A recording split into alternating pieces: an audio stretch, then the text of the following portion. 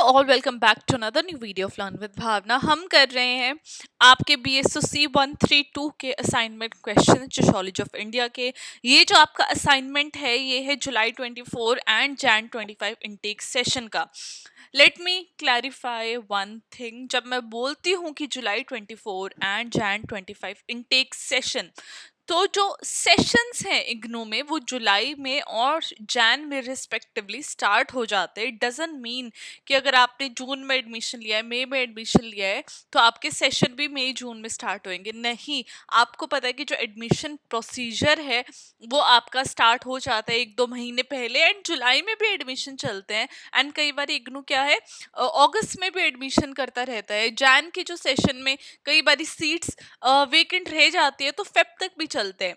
तो ये दो सेशन है, दो डिफरेंट टाइम्स में एडमिशन होते हैं इग्नू के अंदर। तो हम सेशन जुलाई और जैन ही कंसिडर करते हैं। मे बी आपने एडमिशन जुलाई सेशन के लिए मई में लिया हो, जून में लिया हो, but your session will be considered as जुलाई। एंड अगर आपने जो नवंबर दिसंबर में एडमिशन लिया है जैन सेशन के लिए, then your session is considered as Jan. Okay, तो ये काफ़ी सारे बच्चों को डाउट था। आई होप अब क्लियर हो गया होगा आपको डाउट। एडमिशन चलते रहते हैं 2-3 महीने तक, बट जो सेशन है वो जुलाई और जैन रिस्पेक्टिवली आपका रहता है। Now talking about question 2 without wasting any more time, हमने क्वेश्चन 1 ऑलरेडी कंप्लीट कर दिया था। जो आपकी डिटेल्स थी असाइनमेंट की वो मैं ऑलरेडी प्रीवियस क्वेश्चन में आपके साथ डिस्कस कर चुकी हूँ, but still to give an overview, तो इस तरीके से आपका कुछ असाइनमेंट है जहाँ पे आपके तीन तीन सेक्शन में आपके क्वेश्चंस डिवाइडेड है। फर्स्ट सेक्शन में you have to give long answer question that is 500 word each, जो कि 20 मार्क का क्वेश्चन है। Then section 2 is 250 word and third is 100 word. Second section के 10 मार्कर्स क्वेश्चन, एंड यहाँ पे सेक्शन 3 में 6 मार्कर आपके क्वेश्चन है।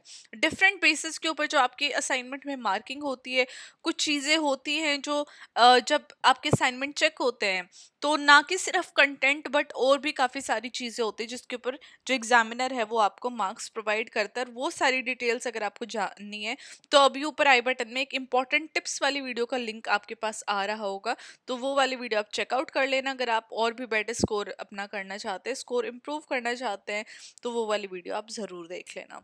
नाउ टॉकिंग अबाउट क्वेश्चन 2, हमें बात करनी है रिलीजन और सोसाइटी के अंदर क्या रिलेशनशिप है।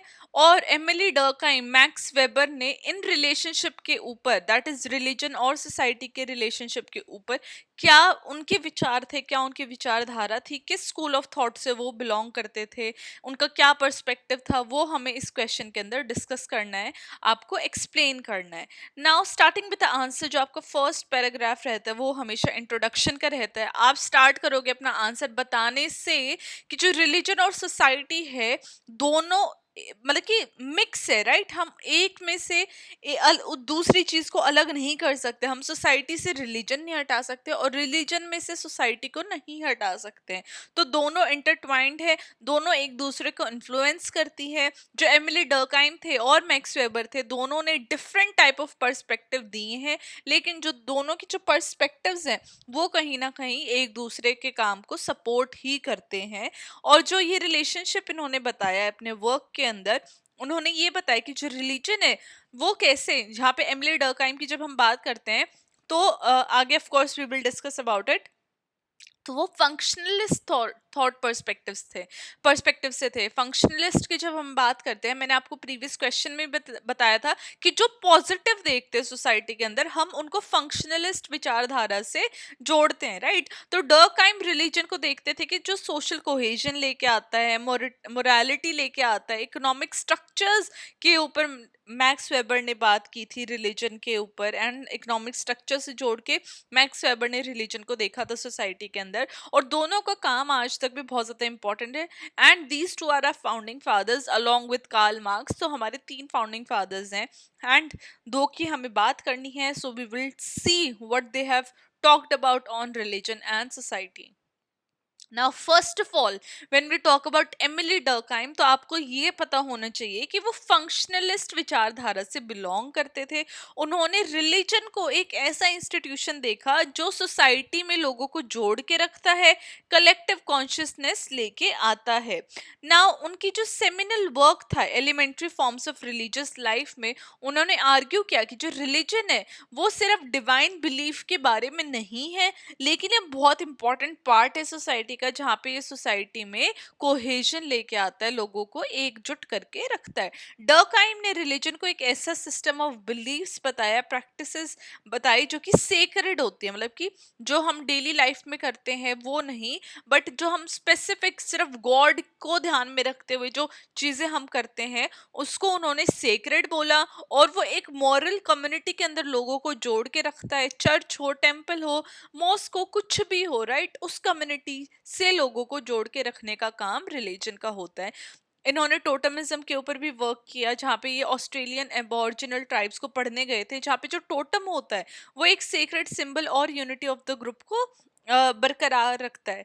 Now when we talk about totem, तो आप कहोगे कि मैम ये टोटम चीज क्या है? तो टोटम क्या होता है, जब हम रिलीजन की बात करते हैं तो रिलीजन के अंदर एक स्पेसिफिक, मतलब कि हर एक कम्युनिटी के अंदर अपनी अलग अलग कुछ मान्यता होती है, राइट, वो जिस पर्टिकुलर चीज को वो पूछते हैं। और ये जो टोटम का कॉन्सेप्ट है ट्राइब्स के अंदर देखा गया है, बिकॉज वो जो नेचुरल चीजें होती हैं, चाहे वो कोई भी क्रॉप हो सकती है, ट्री हो सकता है, बेसिकली नेचुरल जो नेचर से रिलेटेड चीजें होती हैं उनको वो पूछते हैं, बिकॉज वो चीज उनको अबंडेंस में मिली होती है और वो उसको कभी भी खत्म नहीं होना देना चाहते हैं।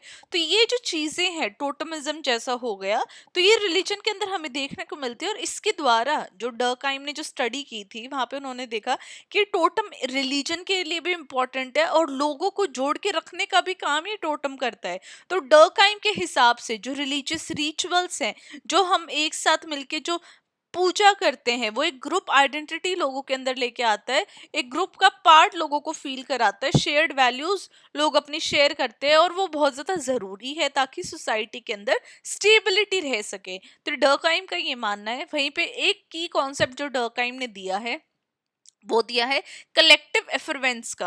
अब इसका इसका मतलब क्या है कि जो इंटेंस एनर्जी है लोग जो एक्सपीरियंस करते हैं, चाहे वो रिलीजियस सेरेमनीज कर रहे हो, पूजा कर रहे हो, तो उससे क्या है, जो सोशल बॉन्ड है, जो वहाँ पे लोग जितने भी प्रेजेंट है उनका जो बॉन्ड है, रिश्ता है, वो और भी ज्यादा गहरा और स्ट्रांग होता है।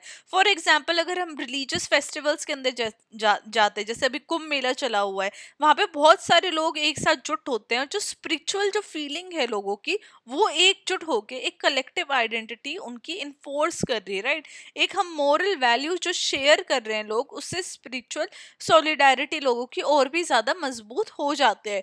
अगर हम सेकुलर कंट्री सोसाइटीज की भी बात करते हैं, वहाँ पे नेशनल रिचुअल्स की भी बात कर सकते हैं, जैसे इंडिपेंडेंस डे सेलिब्रेशन हो गया, इस तरीके के जो फंक्शंस है वो लोगों के अंदर यूनिटी लेके आते हैं, as per Durkheim thought view, या फिर as per डर्कहाइम्स perspective. Now Durkheim ने एक और बात बोली कि जो रिलीजन है वो एक मोरल फंक्शन की तरह भी काम करता है, जहाँ पे वो नॉर्म्स को और एथिकल कंडक्ट को लेजिटिमाइज कर देता है। बहुत सारे जो लीगल और सोशल सिस्टम है वो हिस्टोरिकली रूट किए गए हैं रिलीजियस प्रिंसिपल्स के अंदर, जैसे कि क्रिश्चियन एथिक्स का इन्फ्लुएंस हो वेस्टर्न लीगल कोड्स के ऊपर, या फिर धर्म का जो रोल है हिंदू सोसाइटियल ऑर्डर में। हावेवर जो डर्कहाइम ने एक्नॉलेज किया है कि जो ट्रेडिशनल रिलीजन है ये कहीं ना कहीं मॉडर्न सोसाइटी के अंदर कम होता जा रहा है, या फिर उसकी इंपॉर्टेंस कहीं ना कहीं घटती जा रहा है। और उन्होंने आर्ग्यू किया कि जो सेकुलर इंस्टीट्यूशन है, जो वो एजुकेशन है, सिविक नेशनलिज्म है, इसने अब रिलीजन का काम ये अब प्ले करते हैं, जहाँ पे एजुकेशन सिविक नेशनलिज्म के द्वारा लोगों के अंदर सॉलिडारिटी, लोगों को एकजुट किया जा सकता है। और ये जो आज जो न्यू इंस्टीट्यूशंस आ गए हैं ये लोगों को जोड़ने का काम कर रहे हैं। ना मैक्स वेबर का अगर हम पर्सपेक्टिव जाने, तो मैक्स वेबर का पर्सपेक्टिव काफी डिफरेंट है। उन्होंने रिलीजन को देखा कि कैसे वो इकोनॉमिक बिहेवियर को, सोसाइटी के अंदर जो चेंज आ रहा है उसको कैसे रिलीजन इन्फ्लुएंस कर रहा है। तो मैक्स वेबर का काम था the Protestant ethic and the spirit of capitalism, ये आपको पता होना चाहिए उनके work, this is very famous work. तो जो इंपॉर्टेंट वर्क्स है उनके फेमस वर्क है वो आपको पता होना चाहिए, और वो आप आंसर में भी मेंशन करोगे एंड अंडरलाइन भी करोगे। देन उन्होंने अपने वर्क में जो रिलीजियस बिलीफ है, इकोनॉमिक डेवलपमेंट है, उसके बीच में रिलेशन बताया। वेबर ने आर्ग्यू किया कि जो प्रोटेस्टेंट एथिक है, स्पेशली जब हम कैल्विनिज्म की बात करते हैं, तो वो हार्ड वर्क, फ्रुगैलिटी, डिसिप्लिन, इन सारे जो ये जो वैल्यूज हैं, राइट, इनको प्रमोट करते हैं ये जो रिलीजन्स है स्पेशली, जिसकी वजह से कैपिटलिज्म में राइज देखने को मिला विद इन वेस्टर्न यूरोप। अब कैल्विनिस्ट जो है उनकी जो विचारधारा है वो ये है कि हम आए हैं इस दुनिया के अंदर तो हम एक सेल्वेशन का साइन लेके आए हैं, जो हम इकोनॉमिक सक्सेस के द्वारा ही, मतलब कि अगर हमें स्वर्ग में जाना है तो हमें पैसे कमाने हैं, हमें मेहनत करनी है, और एक कल्चर लेके आना है जहाँ पे एक सिस्टमैटिक वर्क और इन्वेस्टमेंट होती रहे। फॉर एग्जाम्पल हम हिंदूज में क्या बोलते हैं, नॉट हिंदूज बट इंडिया के अंदर क्या होता है कि भाई अच्छे काम करो, बुरे मत करो। बट यहाँ पे कैल्विनिस्ट क्या बोल रहे थे कि तुम्हें मेहनत करनी है, जम के मेहनत करनी है, तभी तुम स्वर्ग जाओगे। तो वो ऑफ कोर्स वो लोग मेहनत करने लग गए। वो जितनी मेहनत कर रहे थे उनको उसके पैसे भी नहीं मिल रहे थे, बट उतने पैसे भी उनको नहीं मिल रहे थे। बट दे थॉट कि अच्छा हमें पैसे कम मिल रहे, कोई बात नहीं, इसका मतलब कि हम और अच्छे स्वर्ग में जाएंगे।